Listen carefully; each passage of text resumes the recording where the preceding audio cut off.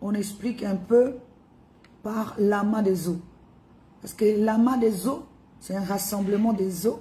Or, le rassemblement des eaux, c'est aussi la connaissance. Mais Dieu avait divisé cette connaissance en deux.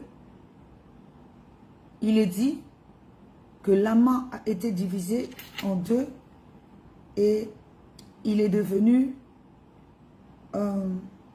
une partie est allée dans le ciel et l'autre est devenu le ciel et l'autre partie la terre.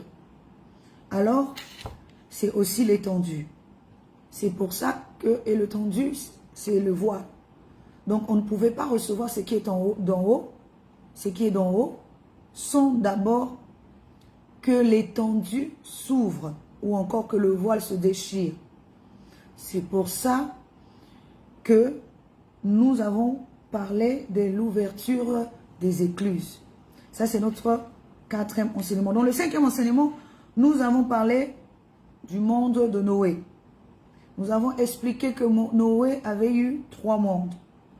Son premier monde extérieur qui avait été exterminé. Le second monde, c'est le monde intérieur de l'arche. Et enfin, son 3e monde, c'est le monde extérieur qu'il aura à la sortie de l'arche. Alors, donc c'est ça qui était, et ce qui représentait aussi l'ancien nous et le nouveau nous. Ça veut dire quoi? L'ancien monde de Noé représentait l'ancien homme qu'il était. Et l'ancien homme devait passer, l'ancien homme devait mourir. Pendant que l'ancien homme est en train de mourir, Noé devait se réfugier à l'intérieur de lui-même. Ou encore Noé symbolise aussi l'homme que nous sommes. Pour faire passer l'homme extérieur, nous devons nous réfugier à l'intérieur de nous-mêmes, de manière à ce que cet homme passe. Et une fois que cet homme est passé et que nous avons fait naître un nouveau nous, qui soit correct, à ce moment-là, nous pouvons refaire encore surface pour prendre possession du nouveau homme. Donc voilà ce que nous avons expliqué pour notre 5e enseignement. Le 6e enseignement, nous avons expliqué, nous avons eu comme sous-thème la fermeture des écluses. Donc, dans la fermeture des écluses, nous avons expliqué que la terre, représentée par le corps, avait été submergée ou immergée par toutes sortes de connaissances au préalable. Parce que la Bible nous parle du déluge avant même que les écluses des cieux ne s'ouvrent. Avant même qu'il y ait de pluie sur la terre, il y avait déjà les écluses. Plutôt le déluge. C'est pour ça que lorsqu'on va encore fermer les écluses, avant même qu'on ne ferme les écluses de cieux, il est dit que Dieu avait envoyé un vent pour apaiser les eaux. Or, les eaux que le vent devait apaiser n'a rien à voir avec les eaux qui sont descendues du ciel.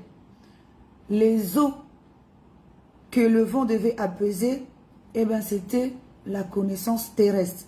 Il fallait d'abord faire taire tout ce qui est terrestre. Et nous avons expliqué également, en prenant exemple de ce qui se passe aujourd'hui. Le monde est submergé par toutes sortes de connaissances qui est en train de distraire l'homme. Et toute cette connaissance, c'est déjà un déluge qui existe dans le monde avant même que la connaissance d'en haut ne descende vers l'homme. Voilà pour ce qui est des écluses, plutôt la fermeture des écluses. Ça, c'est notre 6e enseignement. Dans le 7e enseignement, nous avons eu pour sous-thème les montagnes d'Arara.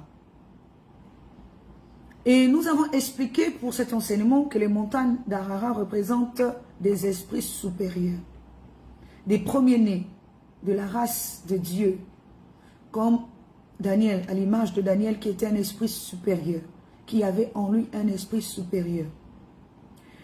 Et nous avons expliqué que les monts Arara, donc les montagnes d'Arara, symbolisaient une race des esprits supérieur des esprits élus qui portent en eux l'arche.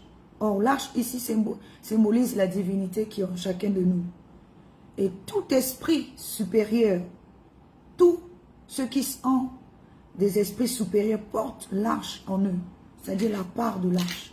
Et nous avons expliqué que de la même manière que l'arche s'est arrêtée sur les montagnes d'Ararat, c'est de cette même manière que ceux qui portent la divinité portent l'arche qui est l'arche de l'alliance, symbolisée également par les sacrificateurs